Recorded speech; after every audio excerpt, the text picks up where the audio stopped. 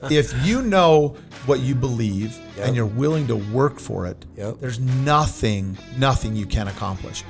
Because guess what? Every one of us are going to have trials and struggles, and it's not going to be easy. But if you know what you're working for and why you're doing it, and you're going to work hard, you can be successful.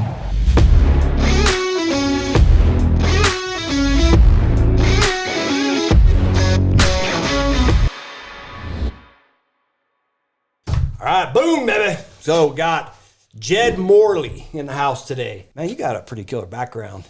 We've been sitting here talking for a little bit. You have done just about everything you can think of as far as marketing, real estate, transactions. You even built your own software so that you can start creating funnels and stuff to close deals, right? Absolutely. Yeah. Mike, nice to meet you. It's so great to be on your podcast today. I'm super excited to be here. And I literally loved the time we spent together.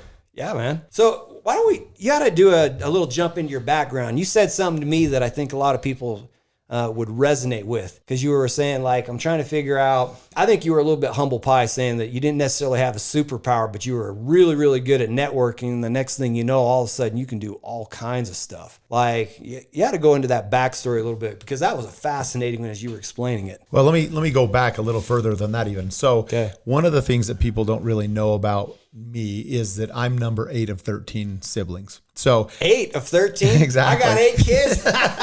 Dude, there you go. You're right there. Well, Wow. So I have 5, and I think my dad honestly teased me saying he wasn't even warmed up with 5. Right. And so, with 13, but the thing that was so cool is I got a very unique perspective of having very successful siblings that I got to watch grow, develop, get married, start families, start businesses, careers, while I got to analyze and evaluate what everybody was doing. Oh, yeah. And so with that start, it really helped me go, okay, where do I want to go? How do I want to get there? And then I had a resource everywhere I went with these siblings that were vastly successful in real estate, construction, development, attorneys, doctors, all kinds of things, right? So it gave me a very broad base. And I think that's a big advantage that I have. And so with that perspective in mind, my whole life I've been an entrepreneur, from the moment I was a lumberjack up in Alaska, and,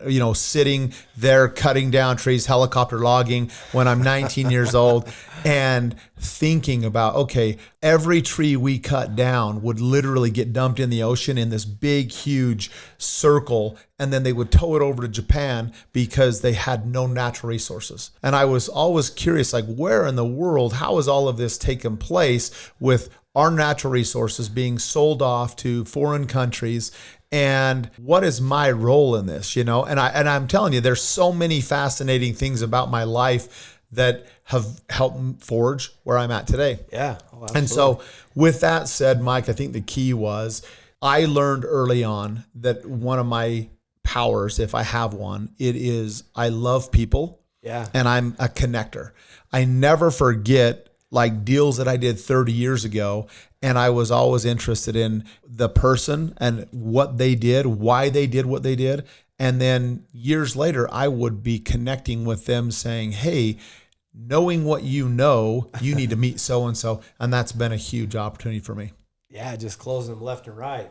Yep. I mean, heck, that's funny that you even described that. I guess on my own journey, I wanted to be a dentist, and I was like, that's cool. But then I'm like, wait a minute. But then that's a specific like skill set. If I'm not sitting in an office cleaning somebody's teeth, I'm not getting a check. Exactly. I'm like, all right. So if I want to be a doctor, same problem. Like, except then I'm on call. And I literally started sifting through all the professions, like which one would do this, or create the good life, right? And in the end, I had to turn away almost every opportunity I thought would have been good because it's not going to align with where I'm going. Yeah. And I could tell you did that. Well, with 8 kids, 5 kids, whatever, right? You need flexibility. You want to be able to say, hey, I want to be my own boss, create my own journey, and have the opportunities that affords, right? So with that said, I mean, I'll tell you, I got into real estate. I learned Spanish, did a church mission. It was an amazing experience for me. When I came back, started into school, it was so interesting because I went to the university, and the first thing they're saying is, hey, you got to take all these elective classes, go take this class. class. It's a PE class. I'm like, look, I lettered in all these sports. I play competitive softball. I don't want to pay to go to take a PE class. And they're like, well, that's the only way you're going to get your degree in this. And so what I did is I said, I'm going to learn, and I'll always be a lifelong learner, but I don't care about the piece of paper. Yep. And so for me, I jumped at University of Phoenix and started taking classes. I went to, the university, took the classes that I wanted in marketing and education, became a state certified mediator, learned everything I could about law and how to protect myself and families and ventures and all that kind of stuff. Super great. Got into real estate, and that's really where I thrived because I started doing subdivisions. And what was great is in the early 90s, I'd sit in the model home and have all this time to think, okay, how do I get people to stop? So let me give you a couple of things that I learned, right? This is the secret. The secret is how do I make them stop? The key was this, and these are old time lessons that I haven't shared for 20 years, right? But you think about this, it's like I drove into the model home every day as if I had never seen it before. Because see, what happens in life is so often we become creatures of habit that our laziness or our filth or whatever, we overlook it, right? So if you want somebody to stop, you have to create urgency. And so with that urgency, it is like, okay, new flags, new banners, new looks all the time, right? Creating something. So if I drove in last week, what is different this week that's going to make them want to stop? And so we started doing all kinds of marketing and this is before the internet. So we're looking at saying, okay, what would cause that person to stop? Well, we had 7 steps, right? And it was so crazy how we developed and refined each one of these processes, right? And it really came down to there's a methodology in sales. How do I sell better than the next person? And again, this was something that happened every day that 5 o'clock, everybody got off work. They did. So I would sit in a model home and have very little traffic during the day, but everybody came at once. So I had to learn how to ask the knockout questions. And guess what? In real estate, I'm going to tell you really quick that if you guys haven't done this before, it's I need to know how long have you been on the job? Where do you work? And I have to pre-assess everything within 30 seconds because my revenue came from making the right decisions with the right people because I loved everybody, but I wanted to make sure I was talking to the guy that could buy, not look. Dang right. And so that's really what it is. So you start evaluating all of those things. So in sales, in business, you have to look at those tools and say, whatever my job is, if I'm knocking doors, selling solar, doing security, doing whatever, you start to refine your pitch. Absolutely. And everybody's pitch is different, right? Yep. One of the greatest old sales guys I ever met, as I was one day complaining about this old crappy car, and he said, let me tell you something, son, he said, there's a butt for every seat. And I looked at that and I thought, that is so good, because there really is a butt for every seat. But guess what? I want to sell as many deals as I can. So how many models, makes, cars, and then how do I drive people to the lot, right? And so from real estate, here's the thing I learned.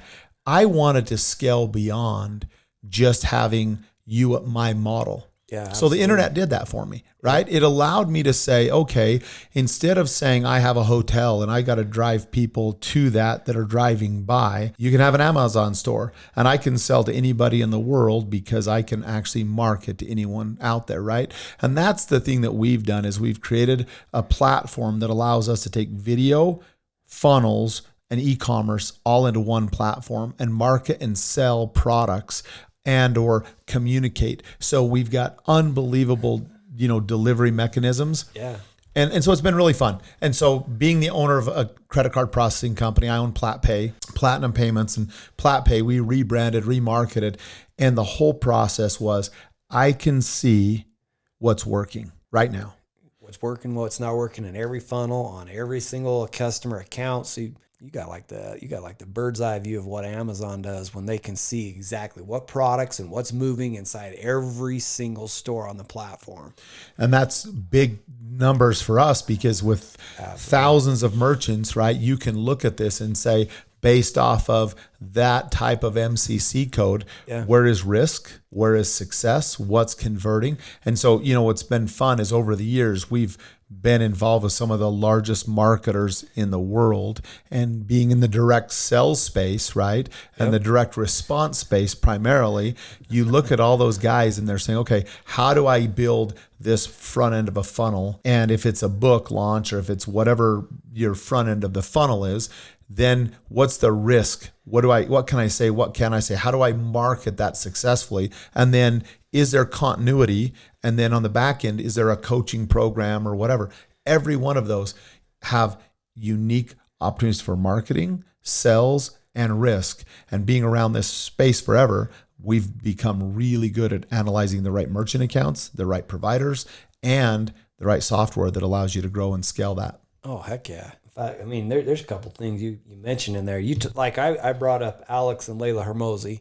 You said that you know who they are, and those guys they found a grand slam offer that crushed it, made a crap ton of money really, really fast, and all of a sudden their accounts got froze, and you're like, yeah, I could have solved that problem. That put them in a big bind. Yeah, so Alex wrote an awesome book, right? Started 100 million offers, and it's really the irresistible offer. And you look at that and you go, okay, the opening statement in his book is about a chargeback. Yep. So you look at this and go, hey, I sold a big product. Now the bank's going to freeze $100,000. Yep. Well, guess what? That's my life. I get it every single week. Really, somebody calls me and says, dude, they froze my money. They're holding my money. I can't get access to it. And so what I'm saying is, when you talk about the big nameless, faceless banks, PayPal, Stripe, Square, all these guys make it so easy to get an account, but they don't underwrite you effectively, right? They do the basic, know my customer, anti-money laundering, the AMLs, the KYCs, all the basic stuff, right? Yep. But they don't take the time, nor do they have the ability to come in and say, are you selling this, and does it actually work, and how does it work? Because in a launch model like Alex does and others, right? Yes. It's like, I'm going to come in and I'm going to blow that store up, and we're going to do $40,000, $50,000, $100,000, $200,000 in sales on a weekend. On a weekend. Well, that's scary, because risk and underwriters, hey, the sales guy that onboarded your merchant account looks at it and says, hey, great, no problem. But the risk guy's back here going, is that fraud? Is it this? Is it that? Right? And there's a lot of risk that you have to look at. So when we look at accounts, we're saying, hey, we want to make sure that from the time we onboard you, that the real guys that are going to see it on the back end understand what they're getting, right? Yes. So we look at that whole thing and then think about it. If I, in some cases, I might sell one product on a weekend and not have another sell for 2 or 3 months, right? Because that was launch. So if I have a chargeback, or if I have any refunds on a month that doesn't have hardly any volume, your ratios are way out of skew. So you've got to understand the real risk that's tied to that merchant account. And so what we do is we basically educate the merchant, saying, look, you need to have the right merchant accounts. You need to make sure that you have enough of an account. You have it seasoned. And then we walk you through how that works, so that when you do that launch, we're anticipating month 2 and 3, and we know what's coming, right? Yeah. And absolutely. So every day, I'm not joking when I say this, I get someone who asks me, well, what do I do in this case? And it's funny, but I can't tell you how many people I've told this to over the last 5 years. And they'll come up to me at an event and say, bro, I really wish I would have done that, because this happened.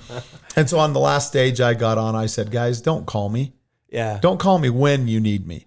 Yeah. Call me now when you don't need me, because it's a lot. It's a pain for me, and it's hard for them, because now their money's being held. They're urgent. They got to make payroll. They've got inventory held. Whatever the case may be, and every case is different.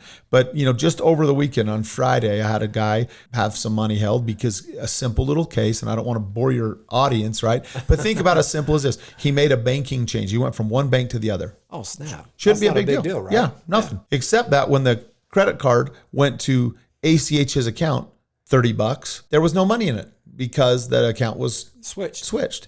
So now they hold all of his money, tens of thousands of dollars, because it looks like they went out of business. And all it was nothing more than, if you would have notified us and told us what you did, we would have made sure that that account was switched appropriately, and or there was $50 or whatever in there to cover the fee. Yep. Well, guess what? At least they knew who they could call. They called us. It took us 3 days. We got it all released, all resolved. But again, if you don't have the relationship of who you call, Mike. Oh yeah. I'm telling you, I hear this over and over, and you can, don't take my word for it. Please don't. Go Google Amazon, Google, go Google them, right? And go find out and see what it says. PayPal froze my money. Stripe locked my account, you know, and all. And I mean, there's thousands and thousands of, complaints out there. Alex Hormozi's book starts off with that exact thing, saying, Mr. Hormozi, yeah, we're holding your money. He had to pay a commission. Now he's got $1,800 left in his account. And he's like, holy crap, what do I do? And he makes his irresistible offer. And it is an amazing book. So I highly recommend that every one of your people read The $100 Million Offer by Alex Hormozi. It's a great book. I bought that book and I've read it many times. Yep. We had our whole team read it every week. We went chapter by chapter to make sure that our offers are irresistible. Irresistible. It's funny because I started looking at it. Having read that book and looking through the lenses, I got like, for example, I got an advertisement in the mail from a company that does like take care of your car, your lawn, right? Mm-hmm. They said, we will come out and we will do a free service on your lawn with a prepaid 12-month contract. I'm like, you went from irresistible to totally resistible. If you would have just left it at, like, we convert like crazy. We know that if we come meet with you, we got a belly button in front of us. We can show you our value that you would buy. If they would have just left it, we will do, you already mentioned scarcity.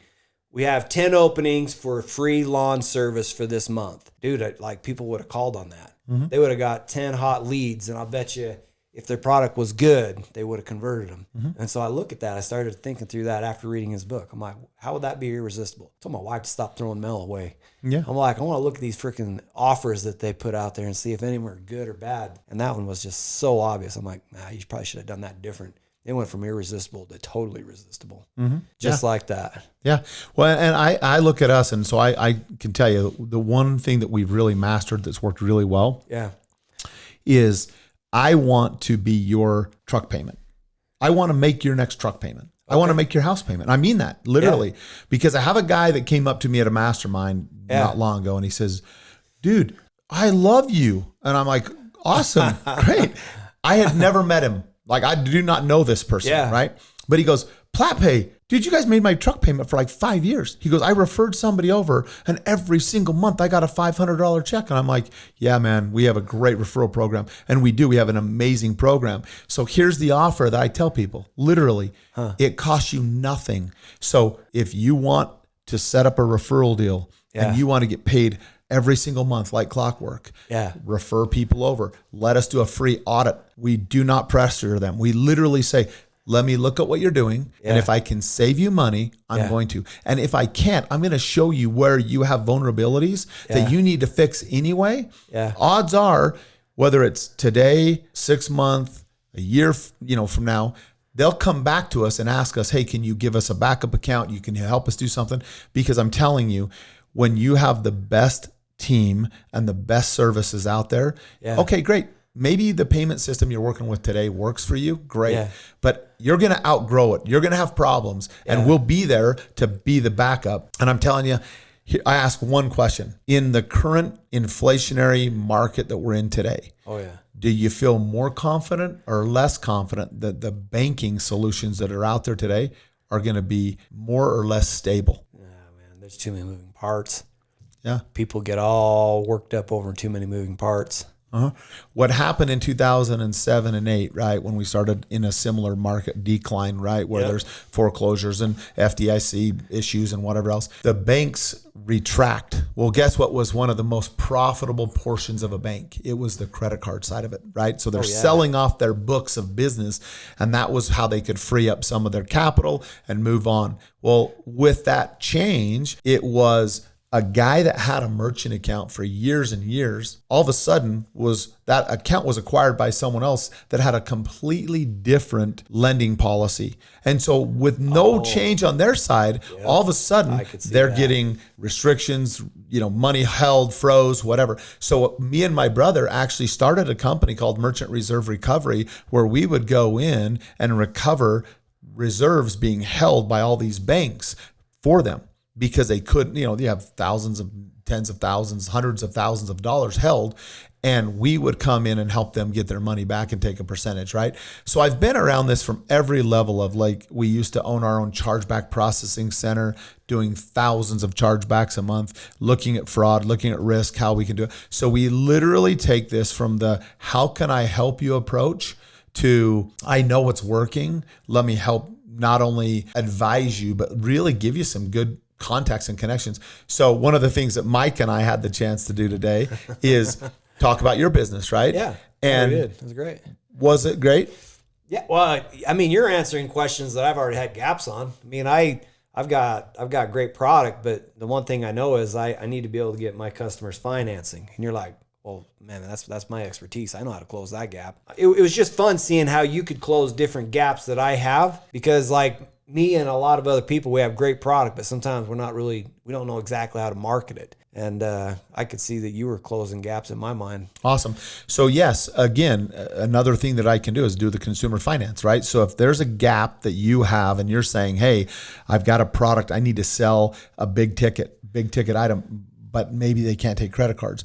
We have all kinds of solutions to get funding, personal lines of credit, all kinds of things. And so again, when I hear what people's needs are, I feel like if I don't have the solution, I know who will. And that's probably the best resource. And here's my favorite thing that I have. People ask me, well, why should I choose you over someone else like Stripe? And I'm like, call Stripe and ask them to come to your next event, get on a podcast, give you a solution. They won't. They won't, right? And it's straight up won't. That's no knock on them, because they're phenomenal at what they do, right? They fit 80% of the market, whatever that number is, right? Of just the guys that are going to coupon clip and have no issues. But if you're an internet marketer and you have volatility at all, you need to have backup accounts, in my opinion. And I can prove over and over how that works. Here's the other thing that's really valuable, right? If you're doing an Amazon store or any other kind of e-commerce store, wouldn't you love to see real analytics and say, okay, now if I can see what's working and I could piggyback and do a bump offer on another product, how would that convert, right? We have all kinds of tools that we can show you, like how you could do a bump offer. One of the things I showed you, right, where you could put that little card in a box, and Absolutely. Now you're driving the lead back that you could never do on Amazon, right? Because you're now getting them to enroll in your product to get the warranty or the video tutorials, all kinds of things. So there's so many tools that we have that we want to help people build their product, grow their product, and scale their product. And again, we have relationships with guys like Build, Grow, Scale and others that can really help you. So I welcome the challenge to talk to people about how we can help them grow. Dude, it's kind of fun listening to you describe how your business model operates. I mean, you were describing, like somebody said, people ask me that, like, why come for you or whatever? And I'm like, I tell people all the time, I'm like, dude, I'm probably the only one that gives referrals. I used to do it all on Venmo, so it was straight up public. I'm like, this is how much money I gave out. And then I literally could pull up evidence and say, this is how I do it. Like a lot of my clients had solar for free on their house. Or ironically, like I would do solar and I'm like, all right, you need a water softener. You need this, you need this. Next thing you know, I'm putting roofs on houses and I'm fixing all these problems or closing gaps because like they bought a new house and their IT stuff wasn't set up right. So they can't even hook up their router. But ironically, I noticed that not everybody is thinking about how to close the gap on the customer so that there really is a straight up differentiation. And you literally just described that as part of, I guess that would be a part of your irresistible offer, because you're not just like, oh, I'm sorry, I don't care to see you for the rest of my life. In fact, ironically, I've talked to guys that used to work at Vivint. Hopefully not all of them are like this, but he literally said, he goes, they would ship me out back east. I would go inside the place. He would terrify the lady that she's going to get burglarized. Then I put fear in her so she buys the alarm. And he goes, I'd see her in the grocery store and I'd hide. I was like, oh my Atlanta. Yeah. So it was pretty entertaining. But you said, no, I want to serve somebody. I would create a relationship with them. When you would see them in the store, you would be, oh, hey, like you would still be friends after the transaction's done. So that they want to stay working with you in the future. Yeah. So I'm going to give you another angle, right? Because as a salesperson, we have a fiduciary responsibility, I believe, to like, look, you want to show your product and Absolutely. you want to show the benefits. Yep. And the benefits can be, hey, you know what? I'm going to use this as a really crappy example. But gun control today, right? Hate it, love it, whatever. You look at it and what does everybody use? They use this mass murder, one case, terrible thing, absolutely terrible, horrific, right? Yep. But when you're pushing an agenda as a sales guy, I could come in and say, well, ban everything, get rid of guns, they're bad. Well, that is a view. Yep. And you could also come back and say, hey, arm them, prepare it, be ready. And, it's another view, right? Like it or not. As a salesperson, that's what you're doing. If you're a legislator and you're taking either one of those stances or somewhere in the middle, you're pushing that sell, right? So the case you used with Vivint was like, hey, they scared them. I've heard the same kind of thing with pest control where like, hey, these guys are going to get sprayed, so all the bugs are coming to your house. And there are cheap ways to sell stuff, right? And that's the way I would describe that. Yeah. Then on the other hand, my son actually is selling for Vivint right now, right? Yep. And it's so ironic that I resisted for 5 years the Vivint system, but I got it last year, and I can tell you straight up, like I love that system now, and I'll tell you why. It has zero to do with the alarm. Zero in my case, right? Okay. I have cameras that are around my house that I have teenagers. I see when they're coming home. I know what's going on. I have horses and animals. I know who's in and out to horseshoe or pick them up or whatever. So the value for me is the intangible there. But you know the one thing that I never even considered, and it's kind of funny, but it's this thing that I love, is that every day after 15, 20, 30 minutes, whatever, of everybody being gone, that it adjusts my thermostat and it saves me energy, literally. And so I can say there's a cost savings, but there's a peace of mind. And you know what? My wife loves it because it's got a security component. Yeah. So I think it's funny how each of us, look at those experiences and whatever those are. And I can tell you what's funny is my son is out selling in Chicago this summer. Okay.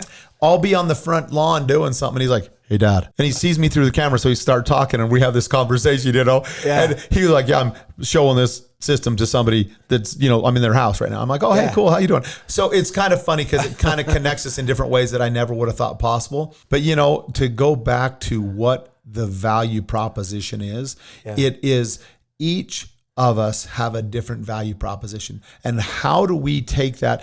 You and I will know this. You'll know this exactly. If I say BRT, what does that mean? You know it. Put me on the spot. It's build relationship of what? Trust. Yeah. Build it. So I look at this and I think, right, when I'm selling something, my job is to build a relationship of trust with you. Absolutely. But it's because I care about you and I want to get you what you need. Too often salespeople push, and they get in a cheap way of like, I can push this because this has worked, but why are you doing it, right? And if you literally believe in your product and you trust that it's going to get the right service, the right thing for the right people, now you don't hide in the grocery store. You literally look for those opportunities to say hi, and guess what? You'll get referral after referral. Our business grows off of referrals because I can confidently tell you, I know I have the best product. I know I have the best team, and I care more about you than the next person. And I'm going to give you the very best I can to help you win. Exactly, man. That's a win-win, right? That is a win-win. It's not me screw you and I win. It's how do I literally give you the best service? It doesn't always mean it's going to be perfect.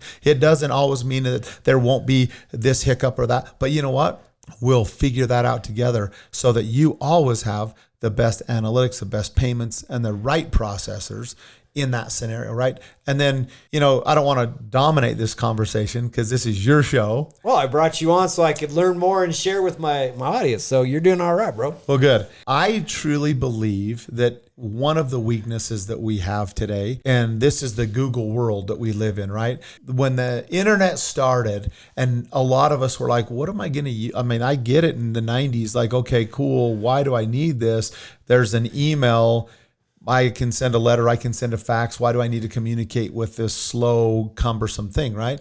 So if we can look ahead a few years and go, okay, what is an NFT? What's the real value of that? What's the Google Oculus? What are all of these things and where are they all going to come? Where does crypto and fiat intersect, right? Correct. So these are the questions that we ask ourselves all the time. And so we are on the cutting edge of payment technology. And I could blow your mind on things that we're doing right now that are next level in the payments world. Here's something that, like for you in a solar deal or whatever, could be super valuable. Think about a transaction. A transaction today, I'm out knocking doors and it's card not present, high ticket, solar, security, whatever. It could be a mastermind. It could be anything. So already fraud, risk, higher fees, all of those things are inevitable. What if I could say, I could sell you a product. Now, when you go to put in your credit card information, all it asks for is your cell phone number. So now it texts you. Snap, bro. It texts you, here's the transaction.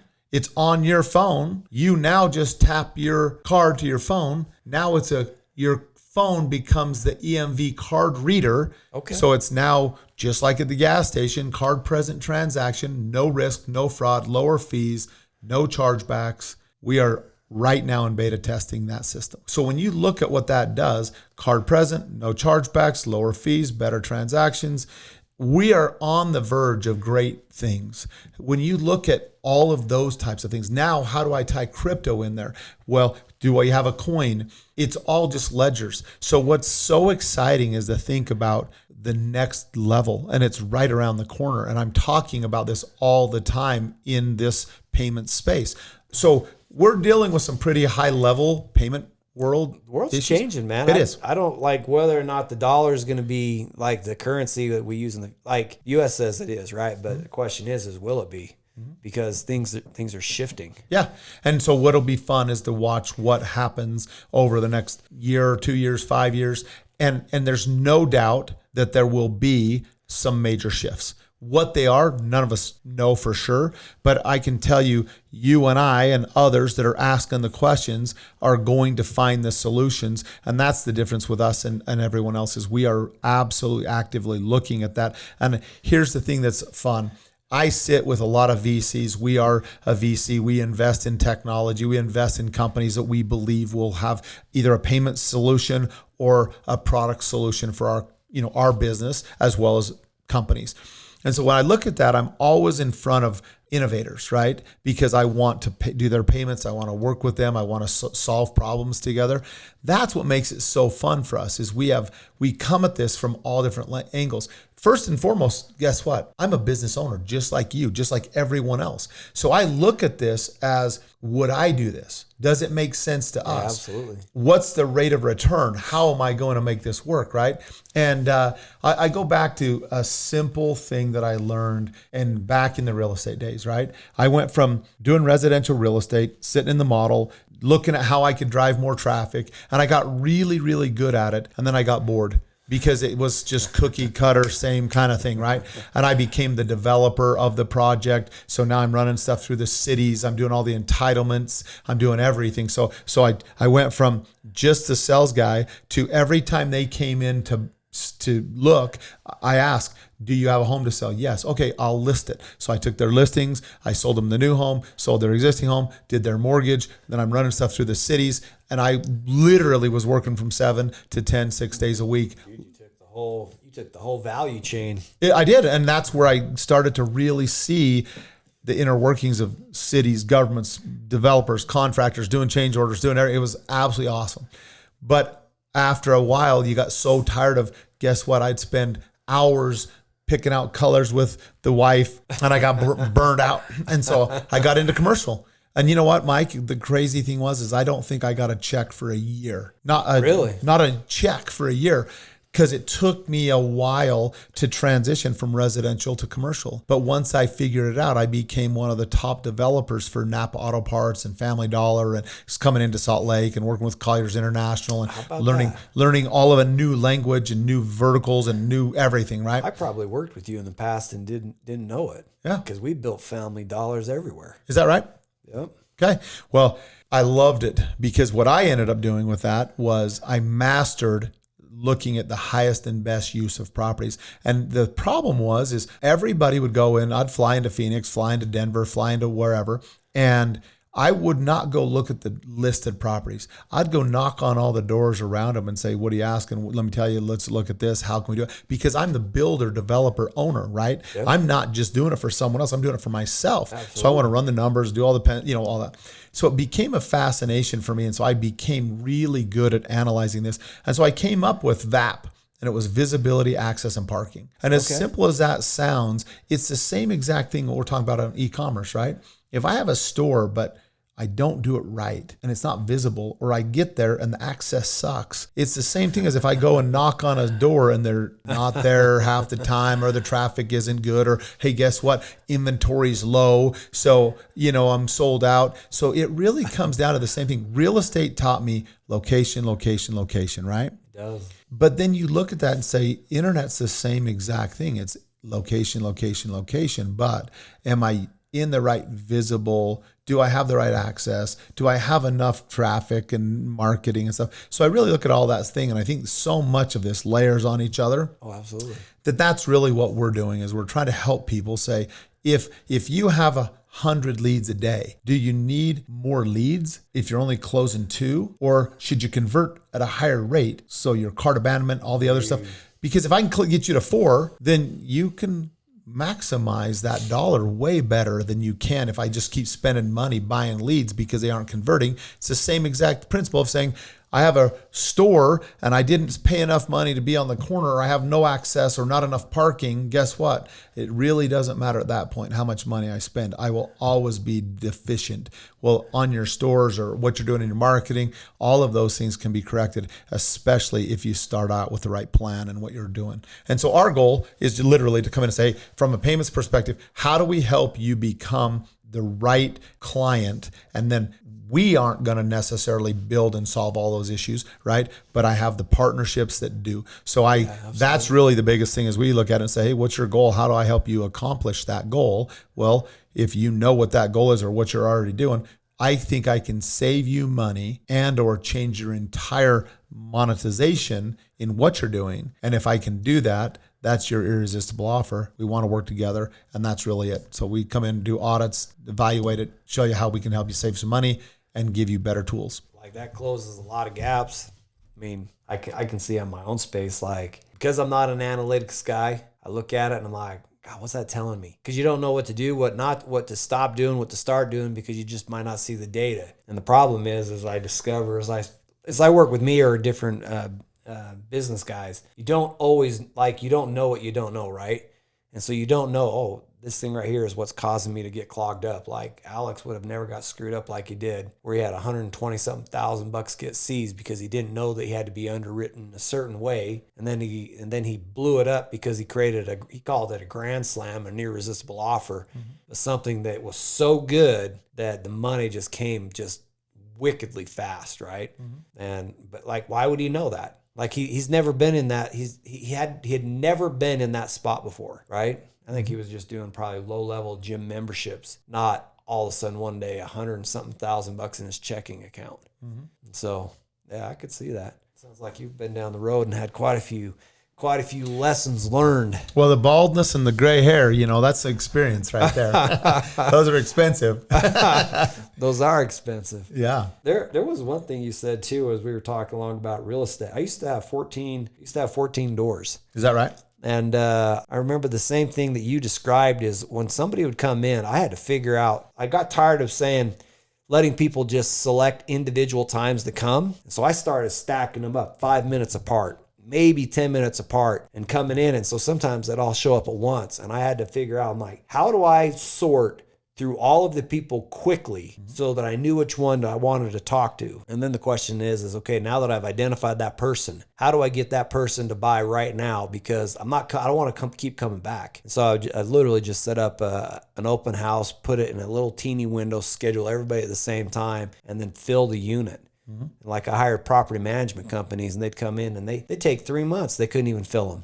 I'm like, what the heck, man? You're working 9 to 5. People come in from 5 to 8. Saturday's off, but that's their day off. So how'd you expect to fill a unit? Because it wasn't your money. You didn't have a keen sense of identifying who you wanted very quickly and then getting that person to sign on the spot to take your unit. And interesting how you describe that, because I mean, I dwelled on it, but I like if you asked me, Mike, what questions would you do or what would you try to do in your funnel, so to speak, to help you identify that? Well, I think I might have been competent without knowing what I was doing, but it was very effective. Yeah. No. And I think a lot of times it's the intangibles, right? You may or may not be able to articulate it. Yep. It's interesting because I was with a guy and, it was funny because he's been a sales guy. He's done the Vivint door-to-door sales and multiple other things, Yep. And we went to a sales meeting and we're together. And as we're driving back, he says to me, he goes, "Do you know what you just did?" And I said, "No." And he goes, "That was so smooth."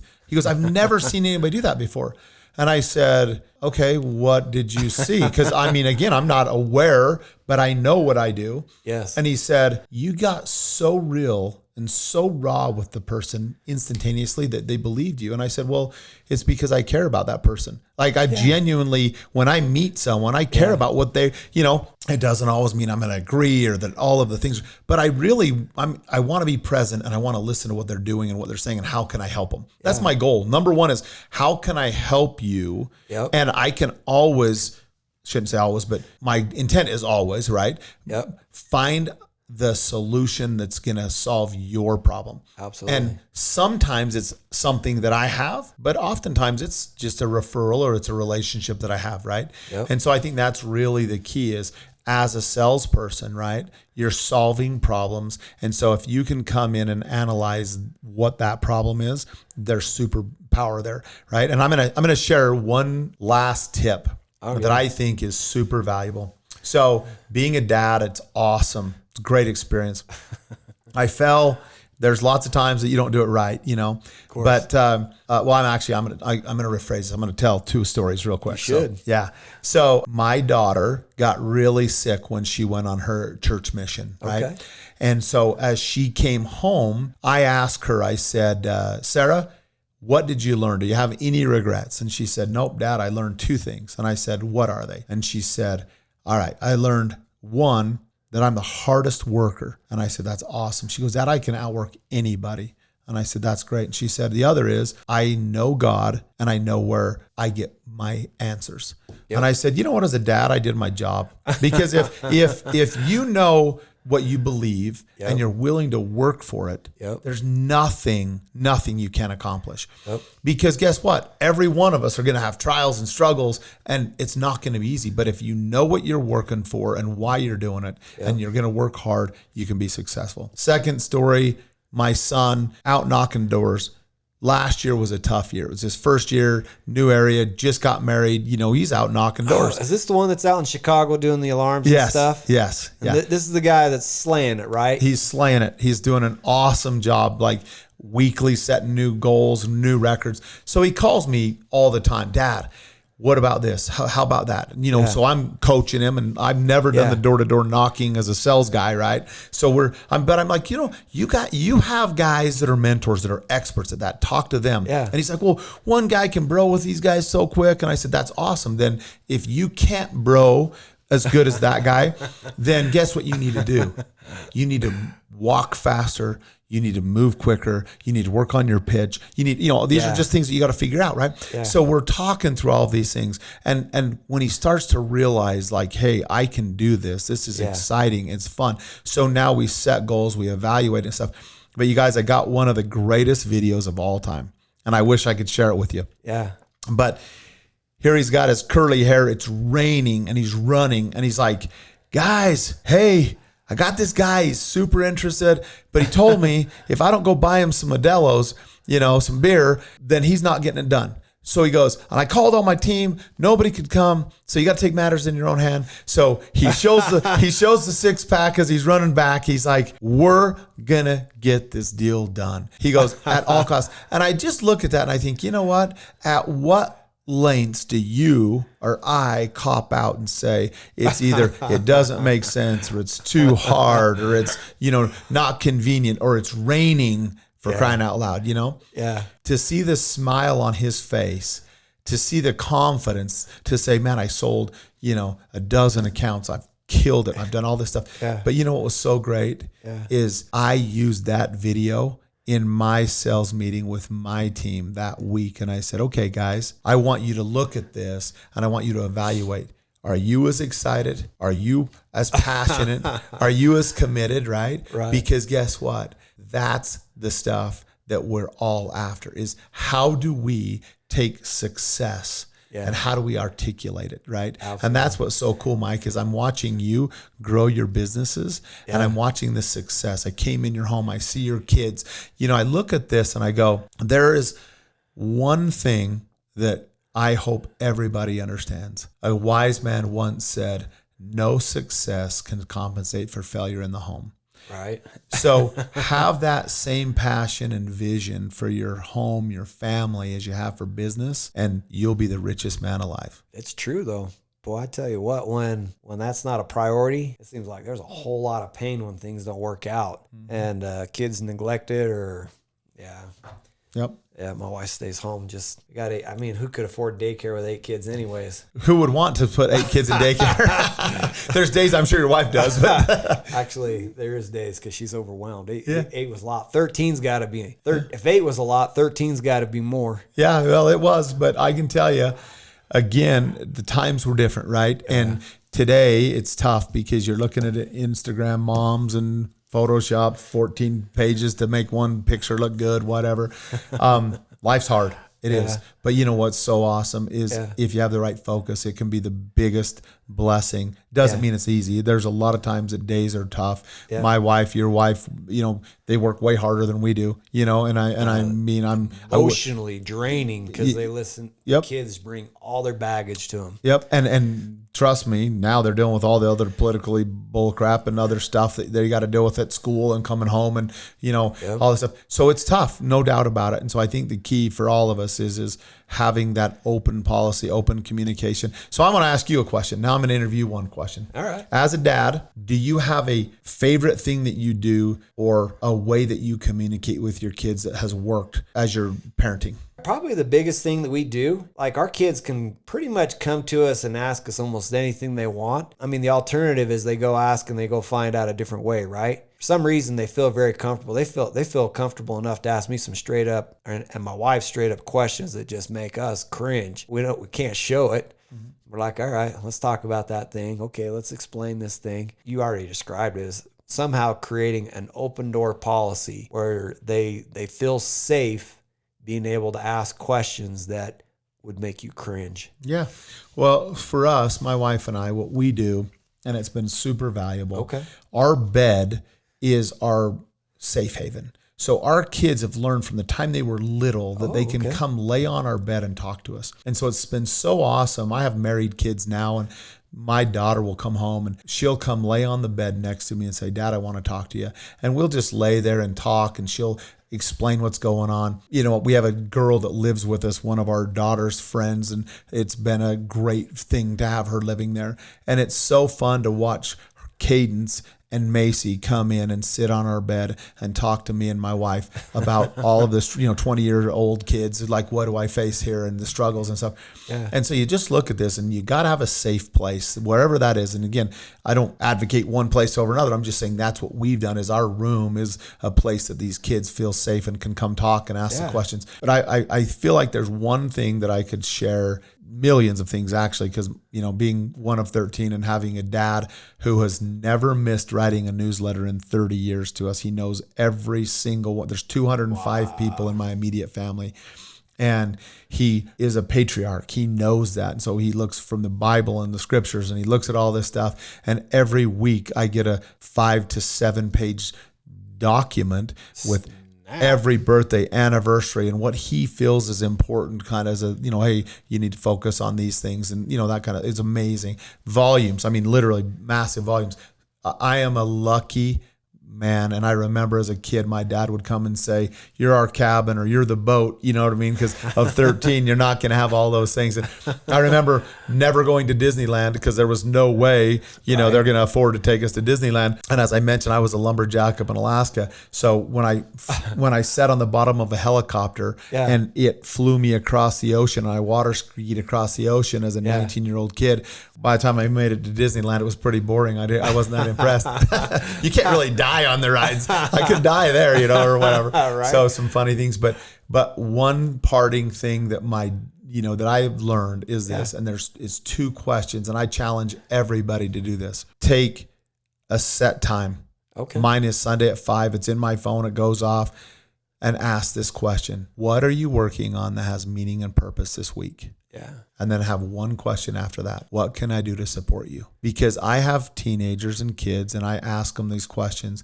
I ask my wife, and it doesn't matter anything but what are they working on that has meaning and purpose to them. Yeah. Sometimes it'll be a 2-minute conversation. Sometimes it's 20.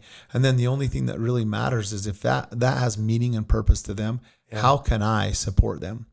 And I do it with my employees as well. And I just feel like, we get so off into all these analytics and all the complication.